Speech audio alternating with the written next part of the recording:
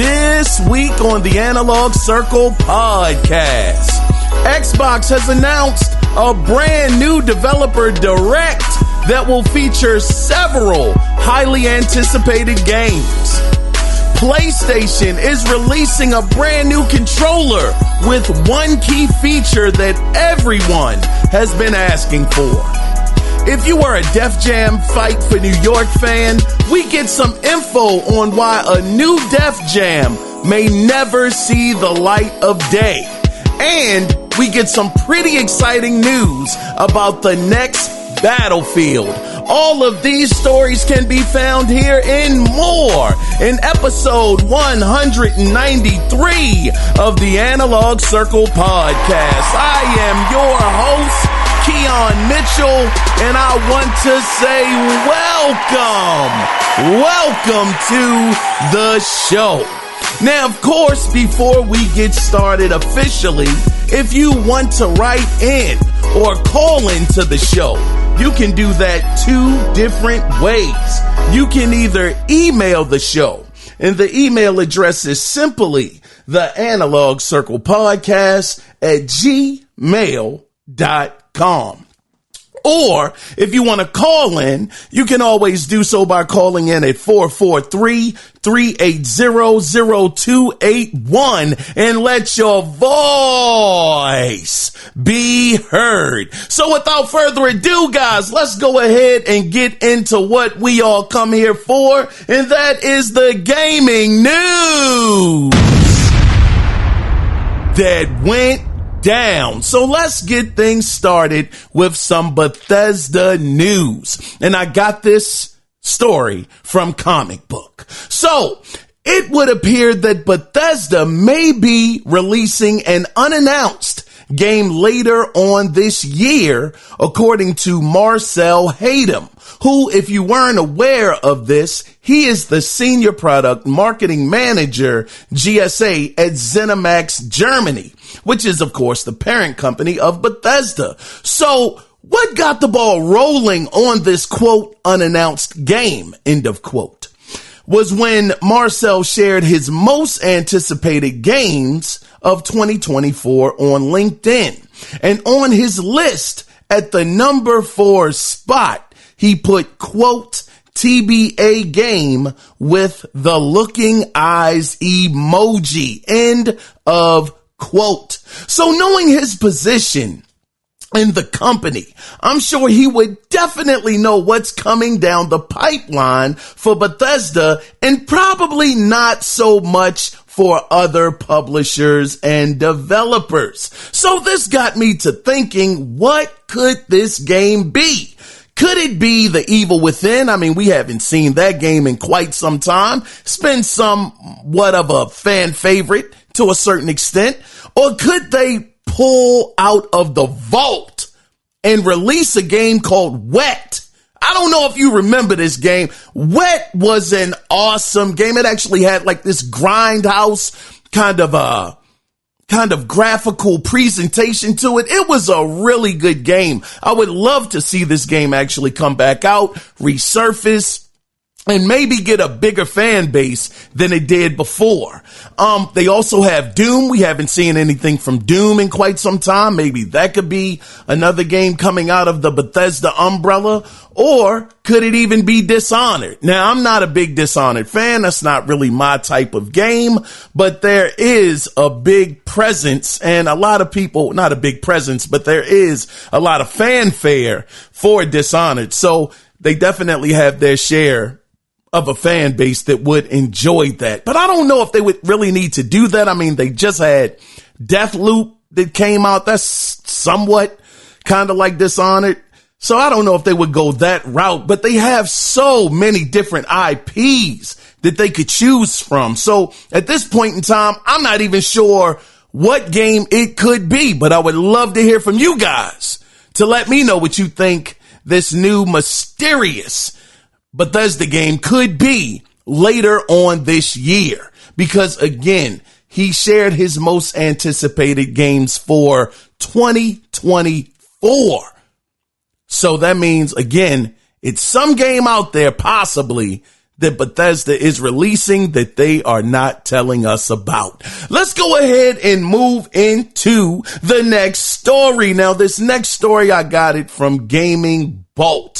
So let's move on into some great news for Lies of P fans, which has been confirmed by developer NeoWitz that Lies of P 2 is in development, but also confirmed via a job listing that the sequel will be developed on Unreal Engine 5 and will, quote, provide top-notch graphics, in-depth level design, and an intense action experience, end of quote. So Lies of P, that is definitely not my type of game. It's a Souls-like game, and those aren't really that's not really my jam too much, but I do know that Lies of P had a really good year.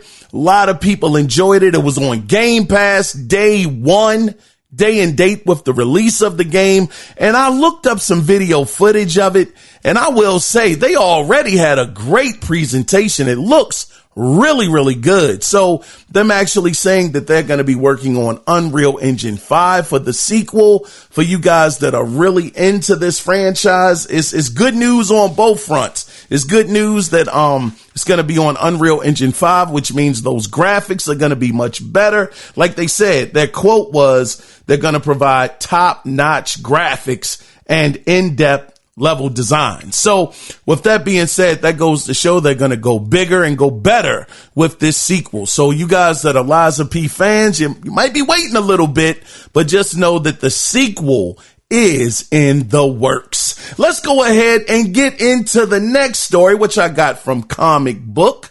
Now, this next story is more of an update to a story that we covered about, I would say roughly about 2 weeks ago.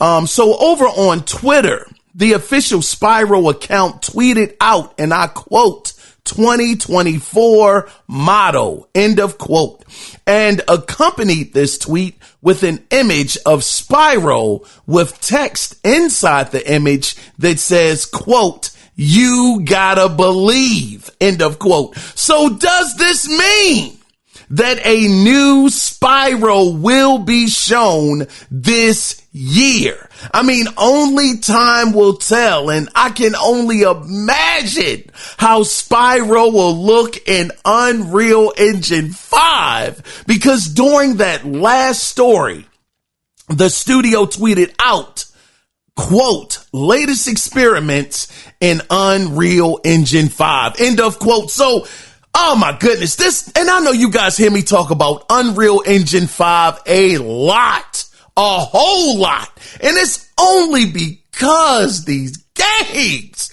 with the graphical fidelity that they show off sometimes with the Unreal Engine 5 engine is unbelievable. I mean, we saw the demo, brothers and sisters. What was it, back in 2019? Somewhere around there when they showed off that Unreal Engine 5 demo for PlayStation 5. We all went crazy, went bananas over that thing. So seeing graphics that are actually coming out today that do mirror that demo that was shown. I mean, if you look at God of War, Ragnarok, dog, that game is amazing to look at. I mean, so whenever I hear Unreal Engine 5, and then you think about the Matrix demo that they had up, oh my gracious, it is just Unreal Engine 5.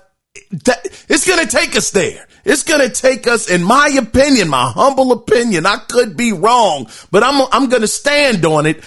I just feel like Unreal Engine 5 is going to give us those graphics that we have been waiting for this generation. And so far, this generation for me, I have been very, very happy with what we have gotten this generation when it comes to graphics. And pardon the background noise. You guys might hear some rumbling going on. Again, it's my sump pump.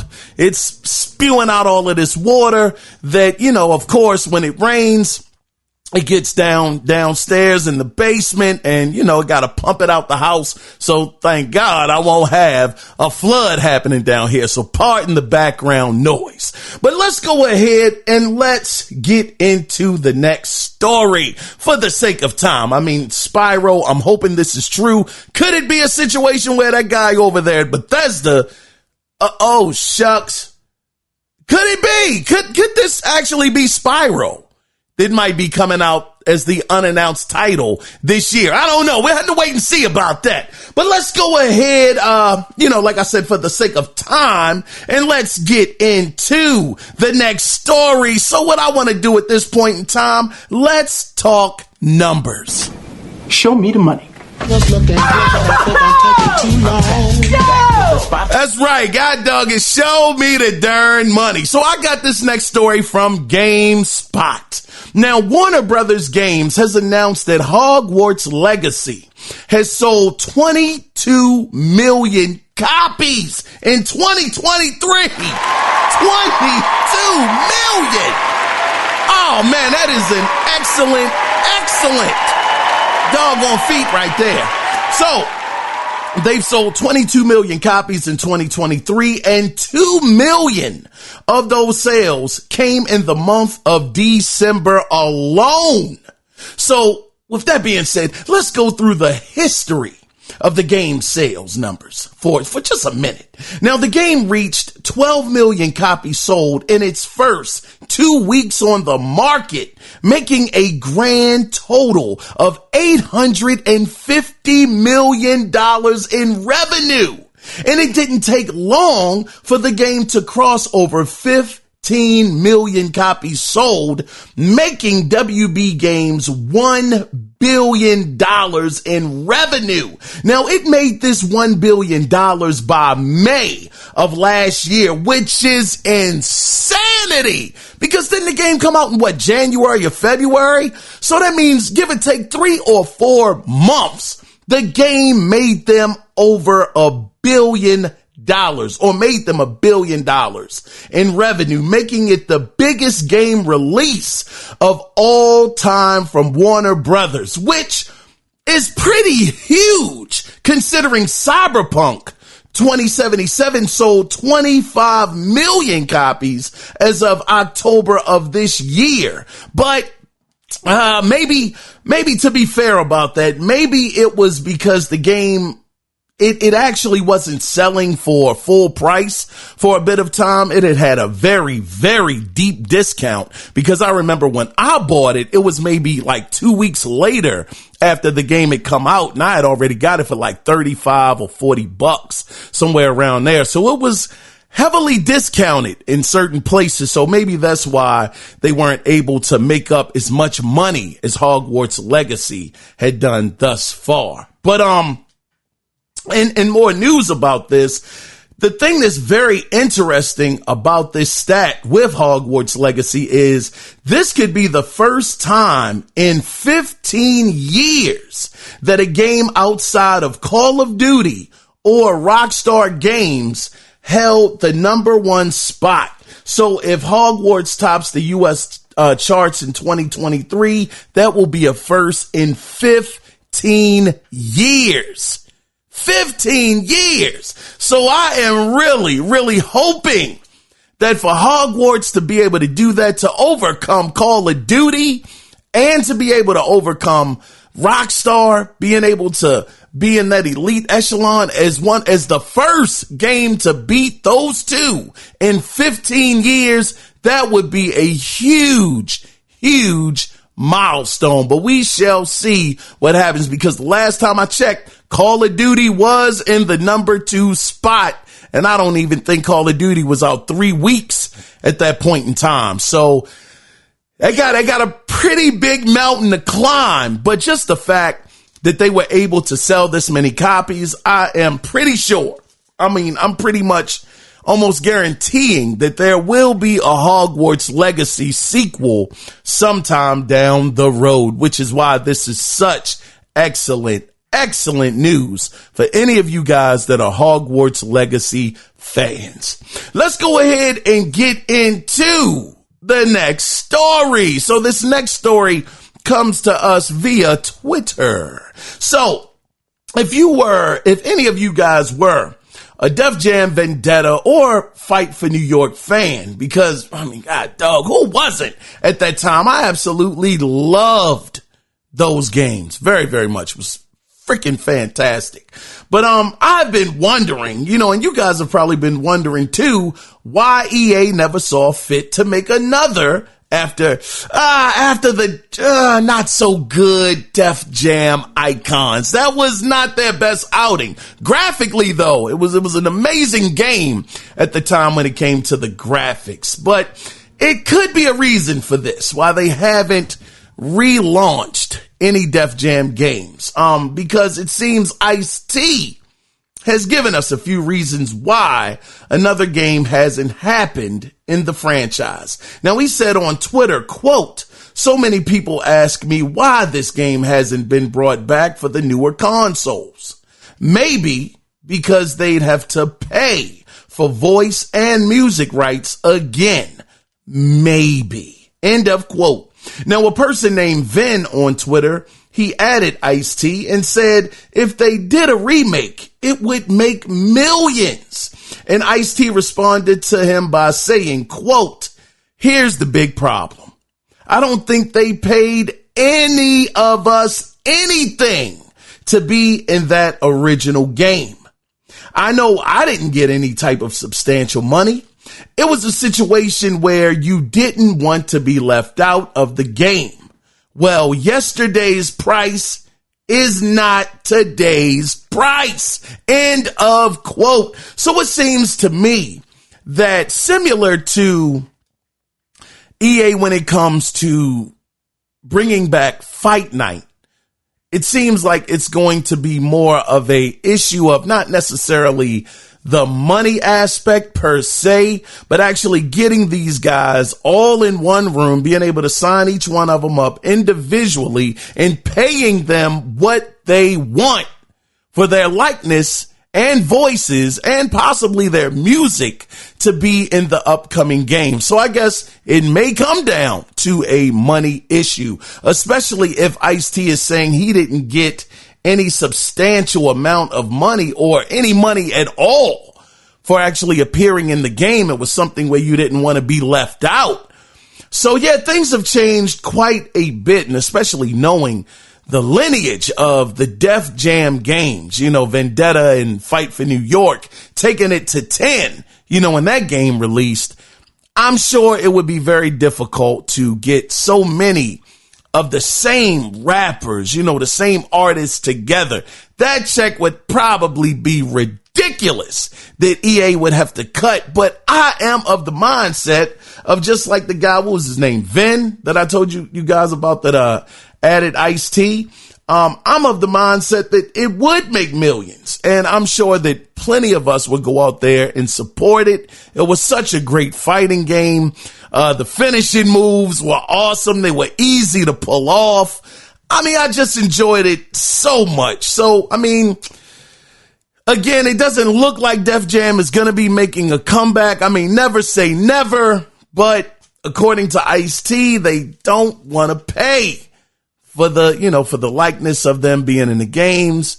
Again, their voice work and the music. But we'll see. Maybe sometime in the future, but I would not hold my breath. Let's go ahead and move into the next story. So I got this next story from Sports Kita.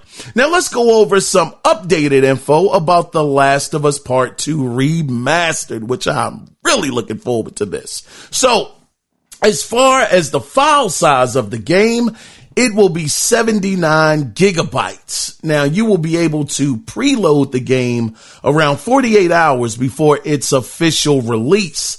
But if you're upgrading to the PS5 version like myself, by using your already existing PlayStation 4 version of the game, preloading will not, I repeat, it will not be available to you. That sucks, God dog. But you will be able to choose from two different modes. Fidelity mode, which will feature 4K resolution locked with VSync, if you have that, at 30 frames per second. Performance mode will include 1440p resolution, upscaled with VSync, at 60 frames per second, which that is pretty awesome.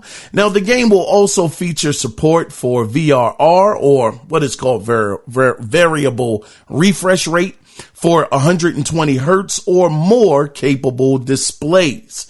And with VRR turned on, you can expect a targeted 40 frames per second in fidelity mode and an unlocked frame rate hovering around 60 to 80 frames per second at 1440p with upscaling enabled. So it looks like they really are putting in some great features of this new game. Well, it's not a new game, but this remaster. And just the fact for $10, if you have the PS4 version, you can update it to the PS5 version, get all of these features, also get the features of the lost chapters and different stories that were not put into the game, getting those cut scenes that cut footage that never made it to the game. I'm saying a cut scene, that's not it at all. But it's going to be some cut footage they'll be putting into the game with the different developers narrating over, why this was cut or what this scene was supposed to do. So this is like a really, really great package, in my opinion. And of course, I am biased. I've told you guys time and time again, I loved The Last of Us Part 2. It was my game of the generation. Last generation. It was just absolutely incredible to me. So I'm really looking forward to this, seeing the game being able to be at 60 frames per second, at a 1440p resolution and upscaled if you got VSync. I mean, this is excellent, excellent, excellent. And, for you guys that have that variable, refresh rate, type of television with 120 hertz, being able to run the game at 40 frames per second in fidelity mode and an unlocked frame rate as well. That is crazy. Hovering around 60 to 80 frames at 1440p.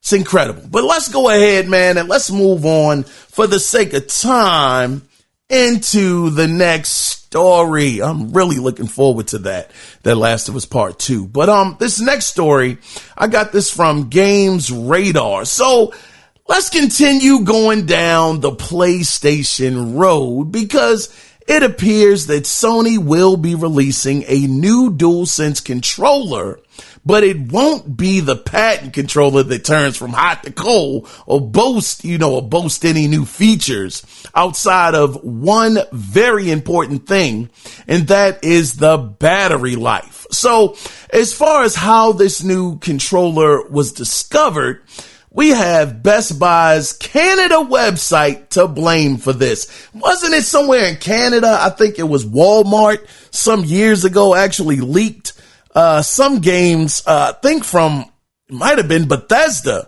They had leaked some games early on their website. Man, Canada, God, y'all be getting some real news from y'all brothers up there. Y'all be leaking early, but it's all good because I love it. But let's continue with this. So, of course, like I said, the leak comes from Best Buy's Canada website. So the original DualSense, has a battery life of around 4 to 5 hours with a fully charged battery.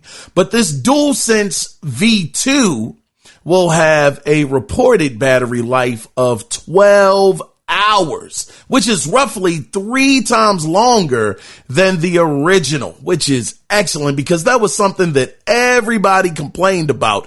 The battery doesn't last long enough. I'm sitting there playing for an hour to, some people was putting a lot of cap on it, saying it was only lasted an hour. I've had my PlayStation 5 for roughly going on a year now. And that's right. You're not going to get more than you ain't going to get too much more than 5 hours out of it. I will definitely say that.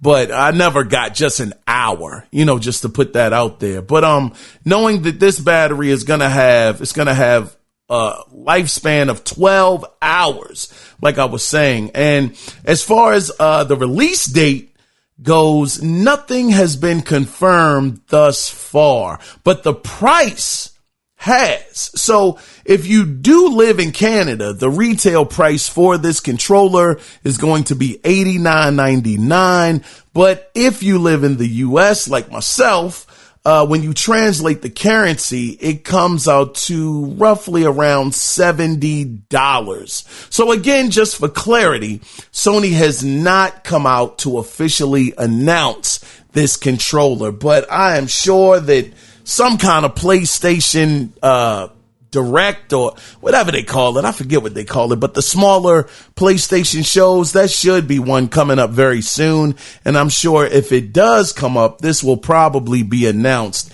It's something more so on the lines of that. I mean, it'd be nice to get an announcement online, but PlayStation hasn't really had a show in quite some time. So I think it's about that time that they have something, to show us, leading us to, find out what this year's roadmap is going to consist of. So we will see, especially knowing that Microsoft is already, we'll get into that later on. But yeah, PlayStation, they're definitely going to have to keep up with some announcements for this year, because it looks like Xbox is coming.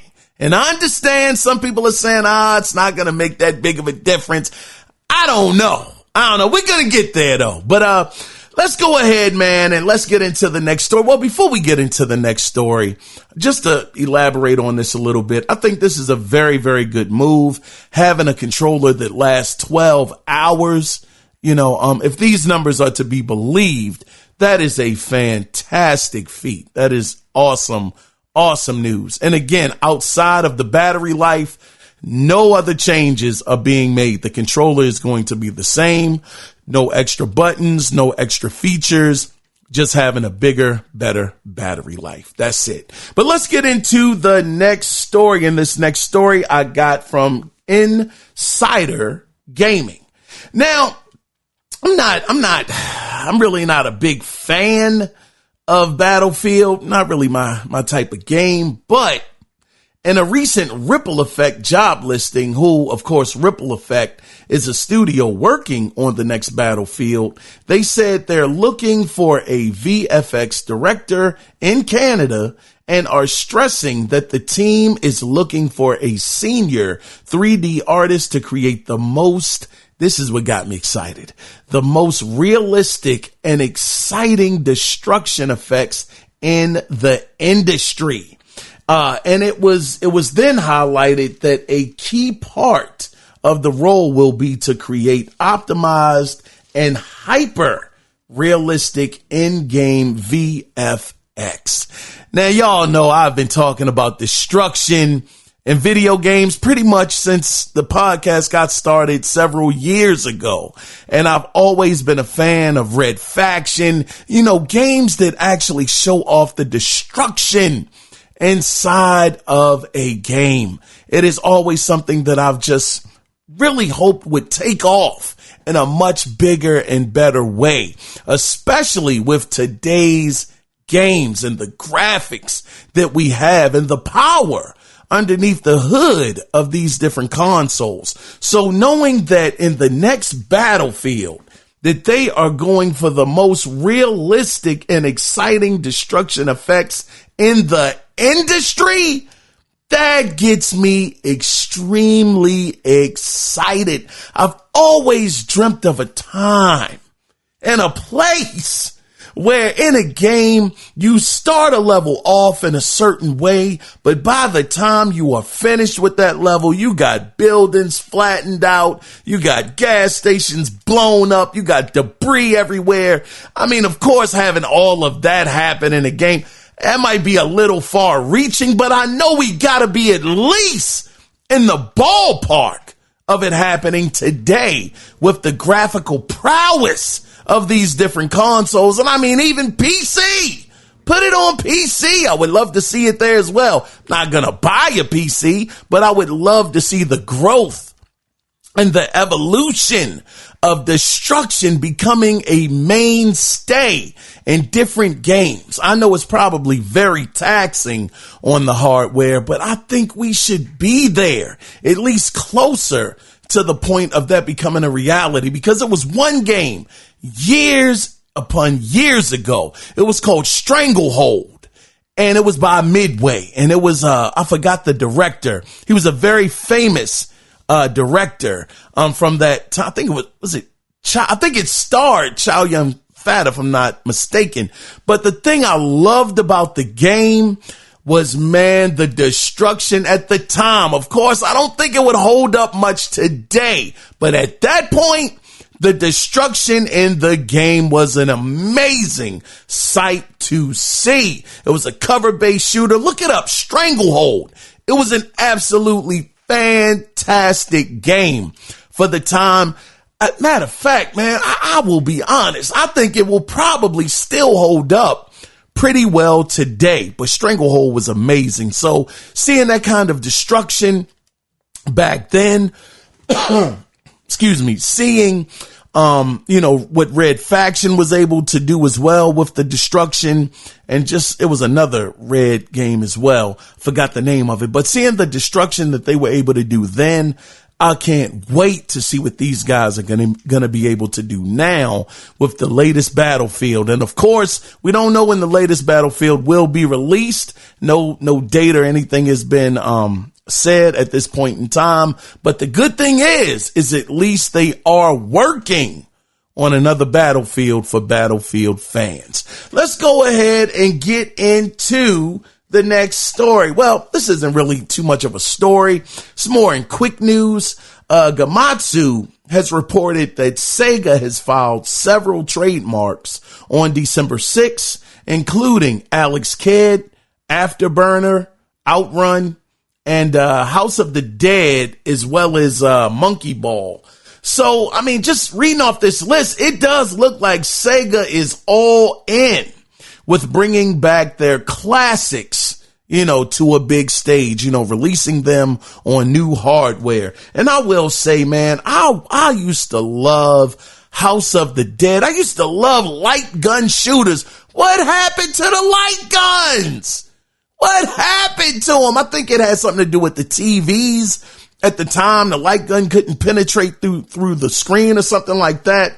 But I really hope that this House of the Dead, I would love for them to take it back to its original arcade form and actually have it be a light gun game. I used to really enjoy those. I enjoyed Time Crisis back in the day. I had that actually on the original PlayStation, had the red button. Used to have to push the red button in order to duck behind cover. Oh, it was so dope.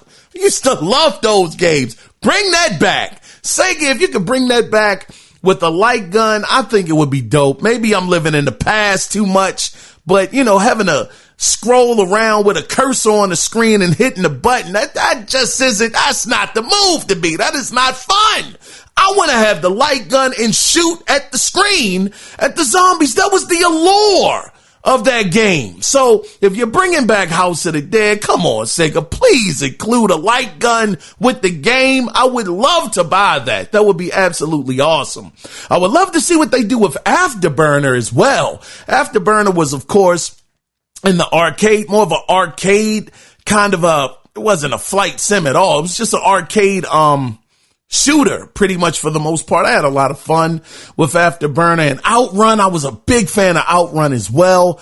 I would love just all of these games outside of Monkey Ball. I really never got down with Monkey Ball too much, or Alex Kidd either. I know Alex Kidd came with the that didn't come with it, but it came with one of the consoles back in the day. Or it might have just been a pack-in, might not have came in with it originally, but the store, I think, packed it in with the original Sega, or it was with the Genesis. But Alex Kidd, nah, I wasn't a fan.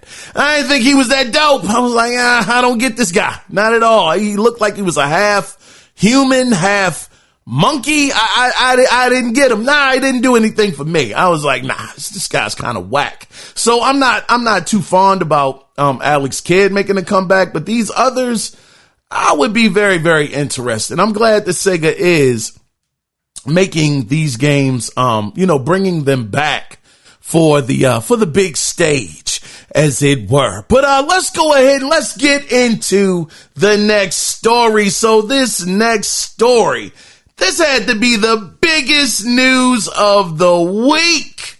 So on Thursday, January 18th at 3 p.m. Eastern Standard Time, or if you're on the West Coast, it'll be 12 p.m. Pacific Time, Xbox will be having their Developer Direct. Oh, I'm excited about this. Oh, we're going to get into it, man. We are going to get into it. So it appears to be a stacked lineup as well. So you got Hellblade 2, Senua's Saga, Ninja Theory. They'll be taking us behind the scenes at their studio in Cambridge. Now, when they say behind the scenes, I'm a little alarmed, but I'm excited because the last thing I'm hoping is that they're going to do a lot of developers talking and not showing the game. As long as they are showing off the game, they show off that combat, they let us know, what the premise of this game is going to be, introduce us to a couple of characters. Are we going to have more looking puzzles again, or did y'all change up the format to a certain degree? So nonetheless, this is one of my most anticipated games this year, because I am such a huge fan of Ninja Theory, and I'm just waiting to see what they show. I have high hopes for this game right here. So you got that. Again, Hellblade 2. Up next, they'll be going to Avowed. They'll be covering Avowed. They'll be there and will share the first deep dive into the gameplay experience fans can expect in this upcoming fantasy action RPG. So this one, I wasn't too excited about Avowed, but the thing, and this is weird, I know, but the thing that got me more interested in this was actually playing Immortals of Avium, which is also like a Magic first-person shooter, and I enjoyed that game so much. I haven't beat it. I only got like 2 hours in, but I enjoyed it so much. Avowed was like the first game that I thought of when I was playing it, because I'm like, wow, this is very similar. At least the premise is similar to what Avowed seems to be about. So that's why I'm actually very interested in seeing what these guys are going to be able to pull off, what they'll be showing at this event, and knowing that it's going to be a deep dive into the gameplay experience that us, the gamers, are going to be able to expect in this, like they said, upcoming fantasy action RPG. It really, really excites me. Up next, this next game, I have no idea. I'm not going to be into it. I already know it, but it's called Aura History Untold. That's also going to be shown, it's being developed by Oxide Games, who is a studio that was founded by veterans of the strategy genre and the creators behind titles including Civilization 5. Now, they will be unveiling new gameplay of this as well, but since I'm not really into the strategy genre or games like Civilization, I'm sure that this one won't hit for me so much, but who knows, man? If it looks good, I don't know if it got the graphics going, has a very interesting, I kind of know the premise of what the game is going to be to a certain degree, but if they can have a good story as well as great graphics, and seems like the gameplay is something I might be able to get behind, I don't know, I might give it a shot. And I'm sure if this is being shown on their Developer Direct, it is a good possibility that this game may be, of course they didn't say this, but it may be in Game Pass. We'll have to wait and see. But the biggest shocker to me is the Indiana Jones game will be there, as well as they will be showing off more than I don't know why I said as well. I wrote that terribly. But Indiana Jones is going to be there. They're going to be showing off more than 10 minutes of the game and developer insights, including details about the game's setting and story, and the premiere of the first gameplay trailer.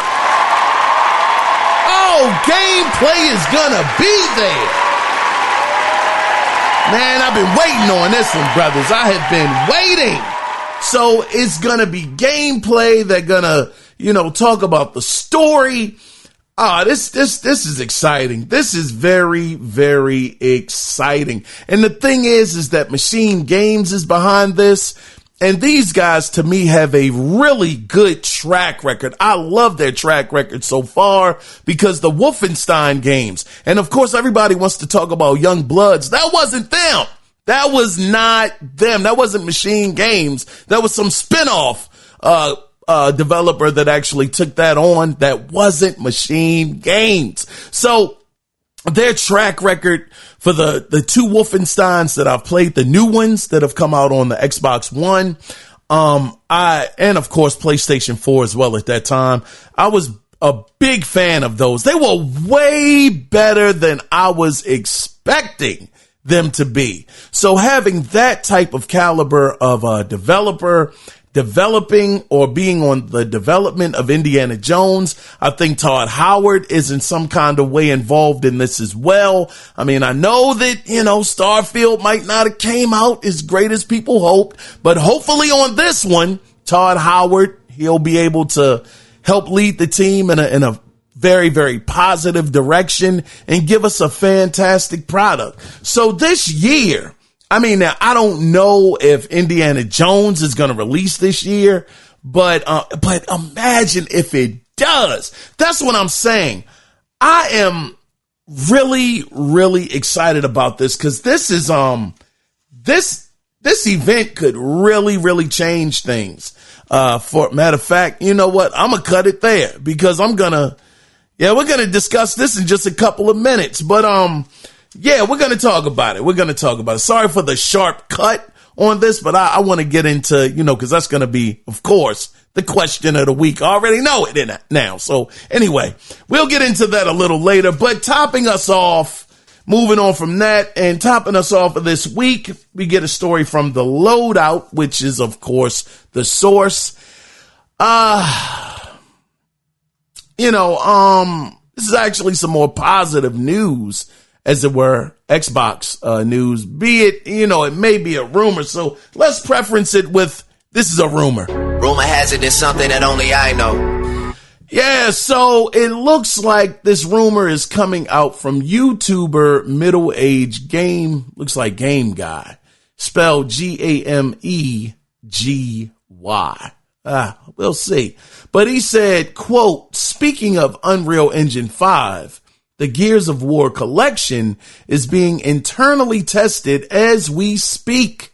I just know it is currently being internally tested. The build is finished and they're playing it now. End of quote. So a Gears collection being made in Unreal Engine 5, the Coalition. These guys work magic with Unreal Engine 5. Matter of fact, just to give you a small piece of what their magic entails when it comes to working with this engine, they helped with the Matrix demo. That was some of their work. They were one of the teams that was on that. I'm not saying they were solely the only team that worked on that Matrix, I think it was called the Awakening demo, but just the fact that they were able to work on something like that, so graphically impressive. Can you imagine them putting all three Gears of Wars in one package and having it be redone or remade?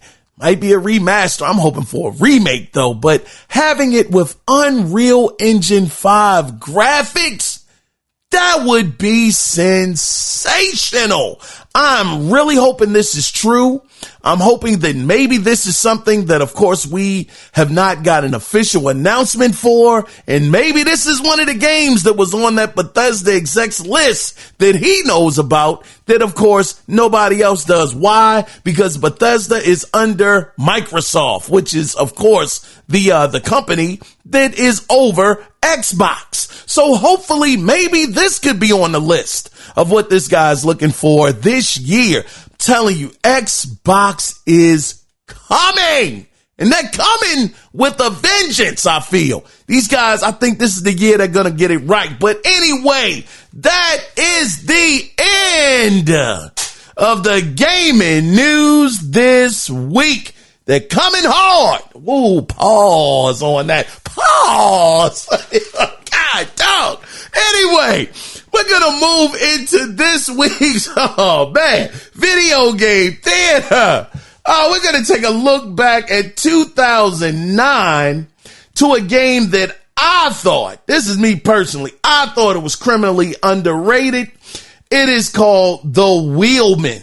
And this scene that we're going to be covering is the main character, Milo. He's trying to set up contact with a mafia boss. So we will be back after this week's Video Game Theater. Stay tuned, guys. Which one of you is Felipe? Do I know you? Not yet. My name's Milo Burek. I just came in from Miami. I'm looking for a job. What do you do, Milo from Miami? I'm a wheelman. Wheelman. Where's your car? If you can't use me, maybe I could talk to your Uncle Paulo. What did you say? Who the hell are you?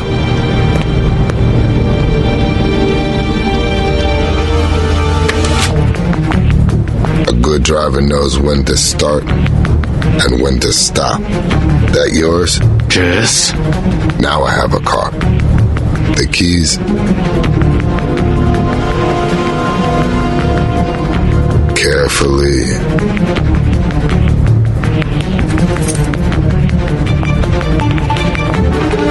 This is where we start.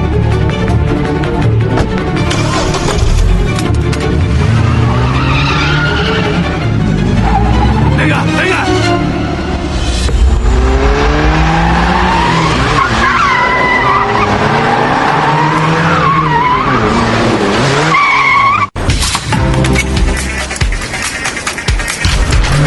Get the hell out of my car! You scratch that car, Paulo gonna scratch you.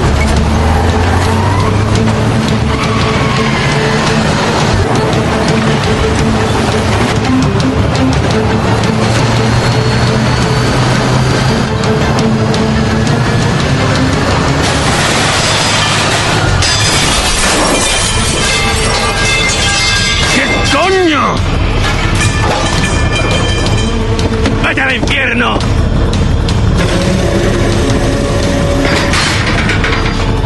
And this is where we stop. ¡No! ¿Estás loco? Por favor. I'll give you what you want. Set up a meeting with your Uncle Paulo. Man, The Wheelman. Oh, that game was incredible. I had never seen a game ever like The Wheelman. The Wheelman had some of the best mechanics I had ever played. It was more so a car combat focused game, and it starred Vin Diesel from back in the day. He did the voice acting, thought he did a great job. He was actually his company. He had a video game company some years ago. Tygon, I think it was called Tygon. I think back in the day, they actually helped with some of the development of The Wheelman, which I believe, if I'm not mistaken, it was published by Ubisoft. I'm pretty sure. But if you have not checked out The Wheelman, the car combat, it had air jacking in it. Air jacking, which I gotta say, if you guys owned a PSP back in the day, it was one game called Pursuit Force that actually did airjacking first. And if you're not aware what airjacking is where you jump out of one car and jump to the next car to take it over. It was an incredible mechanic that Pursuit Force actually made, but the guys over there at Tygon or whoever developed the Wheelman over there at Ubisoft, they took it to a fantastic level. It was awesome. So I would just highly recommend check that game out. It was fantastic. The Wheelman. Oh man. So yes indeed.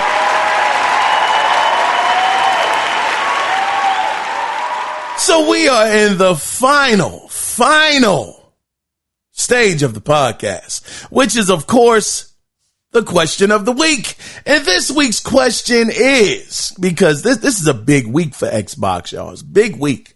But did the developer direct change your mind about Xbox? That's the question that I want to ask you guys, because depending on how well this direct goes, well, let me know if I need an Xbox and if I need one ASAP. I'm talking within the next month or so. Depending on how good this goes. If Indiana Jones is shown off and it looks fantastic. If Senua's, I keep calling it Sacrifice. I already said the name of it. I forgot it that quick. But if Hellblade 2 comes out and it is a fantastic looking game and it looks like that gameplay is going to be on point. Oh, it could be sensational. Avowed. If that looks fantastic, I mean, this could really at least start to change a bit of the tide when it comes to Xbox. And of course, maybe I'm delusional. Maybe I'm a delusional has-been fan because I had been a fan of Xbox. You know, maybe I'm just delusional and nothing can change their trajectory. But to me, looking at this lineup, can you imagine if all of these games come out this year? How incredible that's going to be for Xbox. Now, of course, they have to be great games. They got to be great games. But imagine if Hellblade 2 is so good that it gets put up for a Game of the Year award this year. What if Indiana Jones just comes out this year and it's a fantastic game? Avowed coming out later on. Oh my gosh. Then on top of that, we have no idea what Activision is cooking up. They said Activision, they're going to have something on that, some information on that sometime down the road. They didn't even mention Activision. And I guess that's to make sure that people keep some of their, expectations in place of thinking that it's going to be a shadow drop of a new Call of Duty, dropping in the Game Pass or something like that. So I think that's smart that Xbox just lets us know, hey, don't expect any information about Activision at this event. For now, we're concentrating on these 4 titles, and that's what the show is going to be about. But these are 3 out of the 4 for me personally, very big titles. Very big. Who knew Indiana Jones was going to be at this show? That's like the biggest mind blow for me, that this isn't even E3. I know E3 doesn't exist, but E3 season, as it were. And they're showing off Indiana Jones and they're letting you know that it's going to be gameplay. Wow. How confident are they for this year if they're letting these big 3 titles already get the spotlight in January? I'm telling you, this could be an amazing year for Xbox. I know people have been saying it time and time again. Just let them keep cooking. You wait. Xbox is going to come back. You wait. And I've been one of the people that said ain't nothing happening over on Xbox. Nothing. There's nothing they can do. But I will say, man, and I'm going to stick by that point. It's nothing they can do. They are not going to win this generation. They're not even going to tie it up in this generation. But what they should do and need to do, in my very, very humble opinion, is continue to make great games throughout the rest of this generation. Don't jump the gun in 2026 with a new Xbox. It's not going to work out for you.